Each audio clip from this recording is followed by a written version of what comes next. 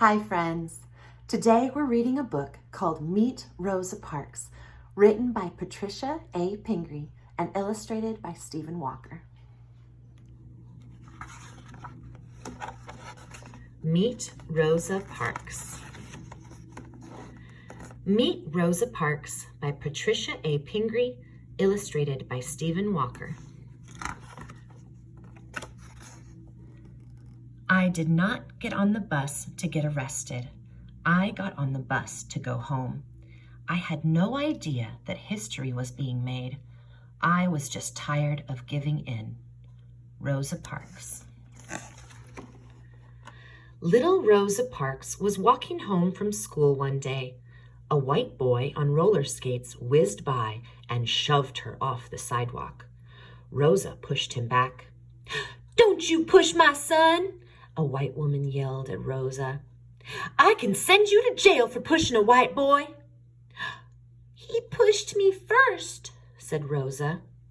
"I wasn't bothering him, so he shouldn't push me." But in the South, where Rosa lived, there were special laws called Jim Crow laws for African Americans.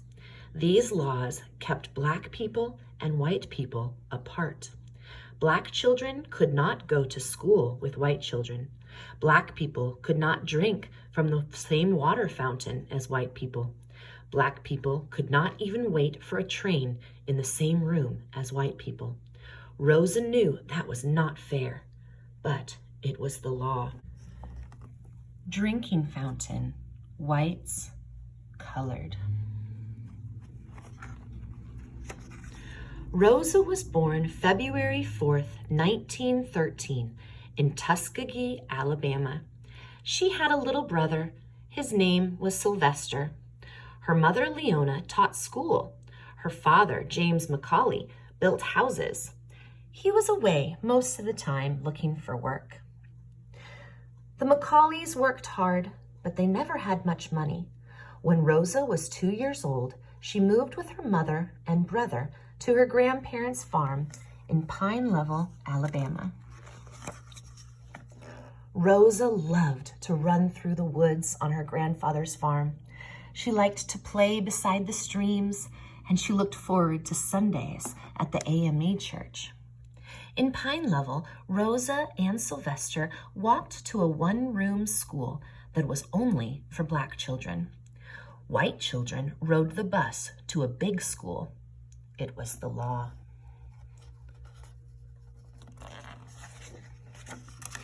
When Rosa was 11 years old, she went to school in Montgomery. She studied sewing, cooking, and the Bible. Rosa loved school, but when her grandmother became sick, Rosa had to go back home and take care of her.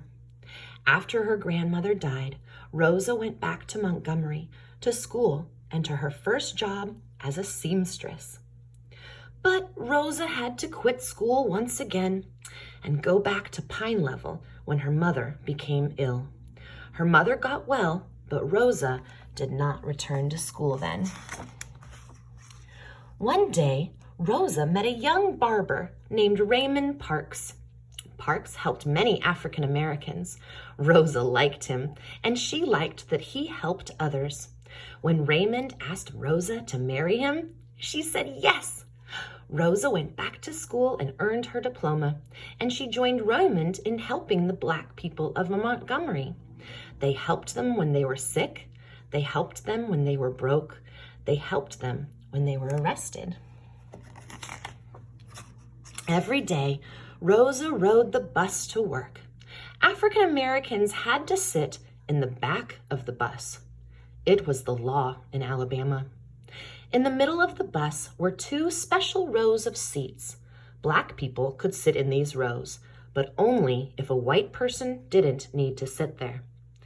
Then the African Americans must give up their seats and move to the back. They could not even sit in the same row as a white person. It was the law. When African Americans gave up their seats, they couldn't just walk to the back of the bus. Most of the time, they had to go out the front door and walk around to the back door. Sometimes the bus driver would take off before the black person could get back on the bus. Once this happened to Rosa. It was humiliating. It was mean, and it was wrong.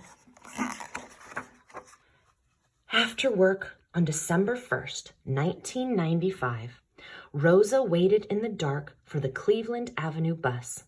When it arrived, she walked up the steps and sat down in the first seat available. Rosa was tired and wanted to go home.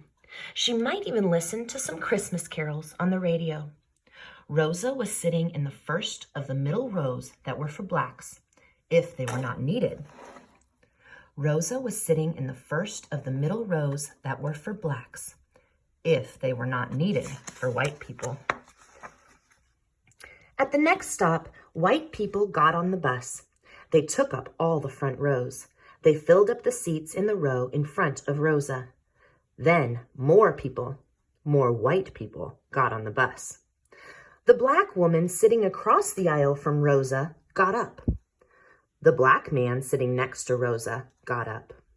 Rosa moved her legs so he could pass. Then Rosa slid over to his seat and looked out the window. The bus driver came back to Rosa. He told her she would have to get out of that seat. It was the law. Rosa was tired of giving up her seat for white people. She was tired of being pushed around just because of the color of her skin. So Rosa sat very still. "Are you going to stand up?" "No," Rosa softly answered. The bus driver said he would call the police. "You may do that," Rosa said. The police came. They took her to jail.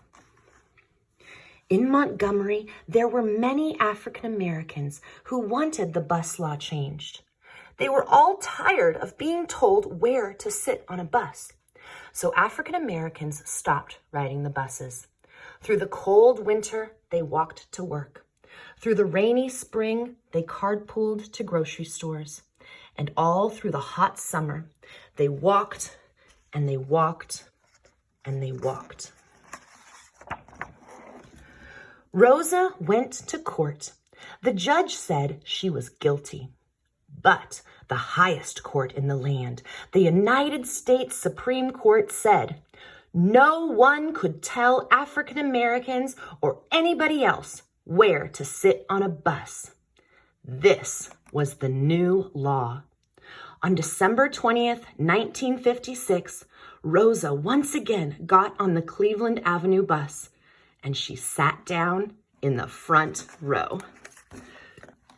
Today in the United States, anybody can sit anywhere on any bus because one woman politely but firmly refused to give up her seat. It's the law. Thank you for reading with me, friends.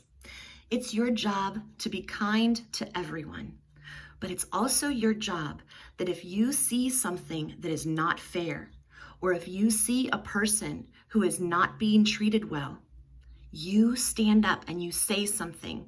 You tell them that it is wrong, and you helped to protect people who are not being treated well. I love you. Go be kind. Bye.